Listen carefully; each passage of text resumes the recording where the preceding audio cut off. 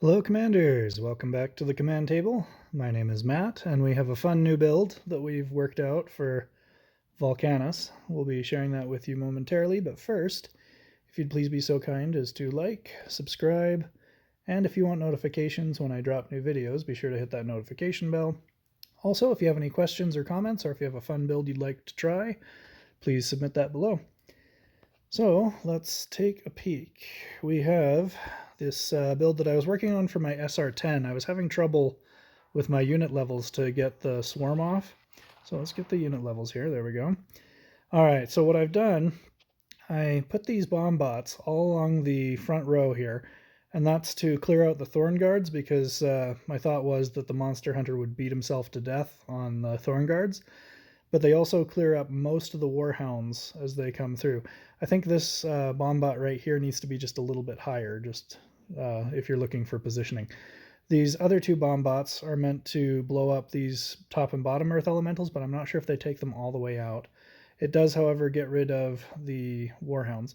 If you have a Stormcaller that's sufficient level, you might consider using that. Mine is only level 16, so it gets eaten alive pretty easily. One of the issues that you may have is if your monster hunter gets knocked up into the air, the archers will attack your Valkyrie or your Frost Wizard, whichever one is further up. So that's something that you've got to be wary of. I don't have room to put a force resistance elixir up here, so this is what I've got to work with. My artifacts are very low. I don't have too much there going on, but the toe is kind of key to this whole thing because it boosts the health and attack power of every single unit, so long as I have, I think, 8 or fewer at this point. The ring works fantastic, especially I think for the Celestial Spear, since it has 2 different factions. So it should have that buff for most of the time. The Pendant of Everlasting Winter, that helps to freeze the boss because I've only got the one Frost Wizard and I'm not using Claw of the Frost Dragon. So that's something to keep in mind. The elemental resistance makes it to where the burn from the meteor does nothing. So the meteor itself does negligible damage. It doesn't even tickle. The regen, that keeps everybody alive, keeps everybody topped off, and especially since you do have those meteors hitting regularly, you don't want to be knocked out. The wounded debuff at SR10 is not terribly substantial. I think it's only like 20 something percent. So you don't have to worry too much, but we'll show you on SR15 why that's a big difference. So whole thought is we're going to clear the front line mostly with the bomb bots. The monster hunter is going to be able to hold the front line while the crystal spires clear up the rest of it. And then the Frost Wizard, the Monster Hunter, and the Pendant are going to be able to freeze the boss while the Monster Hunter soaks all of the damage from the ranged and the Celestial Spear takes down the boss. So that's the theory. Let's let it run. Okay, there goes most of the Thorn Guards. You can see what I was saying about that one bomb bot needs to go just a little bit higher to catch those last 2 Thorn Guards. And look, every time that meteor hits, it does almost nothing. He's been attacking the one Frost Wizard for that whole time, and the regen elixir was able to keep him topped off. So now we're about to clear through these last 2 earth elementals. The crystal spires are going to do the bulk of the heavy lifting right here. I'm not sure if I think I keep all the Frost Wizards this time.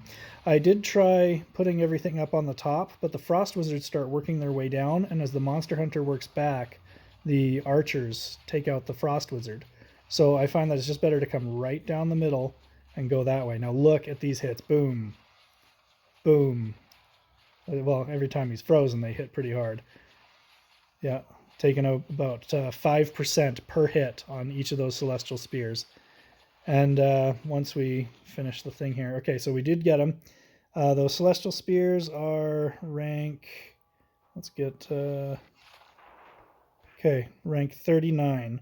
So you do not need super powerful Celestial Spear to get this done. I do have the Clone Power Stone on it, as you saw, that it split, and that helps, I think, especially because when you're trying to clear these minions, you don't have the one powerful hit overkilling something. You have 2 half hits that are mixed up. Plus also when you have the intermittent freeze, having the 2 Celestial Spears from the split makes it to where you're more likely to stagger the shots from that and get some in the freeze as well. I just think it's a little more dependable. But let's go ahead and show you the second one. This one got a little bit ugly, but we were still able to pull it off. What I've done is I've put Chaos Faction Power Stones on both of those bomb bots, which makes it to where the Draining Spirit doesn't blow them up immediately. They're able to run and blow up on the Thorn Guards. Now you'll see the Meteor doesn't do anything because of that elemental resist, and the Monster Hunter's holding everything off. All that ranged is doing absolutely nothing against that Monster Hunter. You see he got popped up though. The Ember Fiends and the Archers end up taking out the Valkyrie, but at this point, since the Monster Hunter is immune to all that range damage, he's able to survive with just the regen elixir.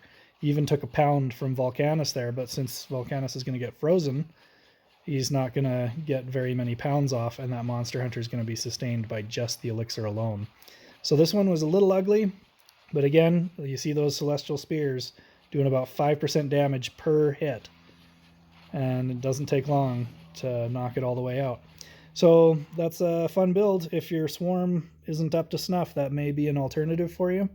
I'll show you here on SR15, excuse me, what I was doing here. I wasn't sure if my Monster Hunter would be able to handle it, so I got the 2 Valkyries, but one of them doesn't even target him. It goes back to the Celestial Spear. So I learned easily that you only need 1 Valkyrie to keep that Monster Hunter up. The regen elixir is able to keep everything else alive in the midst of all those meteors. But I do not use clone on the Celestial Spear this time. I figured splitting the damage wasn't necessary. We just split the Frost Wizard instead and have 2 Frost Bolts going at the Volcanus to keep him frozen more of the time, and that way the 1 big hit from the Celestial Spear should hit harder. Now, for this one, I do still have the Stormcaller in here. I didn't use the Stormcaller on SR10 because he was only level 16 and didn't have a Power Stone slot, which means that he didn't have the capacity to have range. So he was always getting way too close, and when the Monster Hunter got knocked up, he was the first thing to die. So we got 65% of the boss's health, which was 16.3 million out of the 24 to 25 million total HP on the boss. So again, it's not totally viable at SR15, maybe SR14 and below, just because there's such a huge health buff from one level to the next once you reach SR15. This one, I tried using these Eternal Champions because I thought, oh, we'll just let the Monster Hunter take that first rush while he's healed by the Valkyrie. That would give time for the Eternal Champions to catch some ticks on the regen elixir. But I either need to put them further back or just drop them entirely and maybe put another Stormcaller in there. Ultimately, what would be the best is if you could drop that. Well, I don't know. If you drop the Stormcaller, you might have trouble right here when those Earth Elemental splits come in. So you may need that Stormcaller no matter what.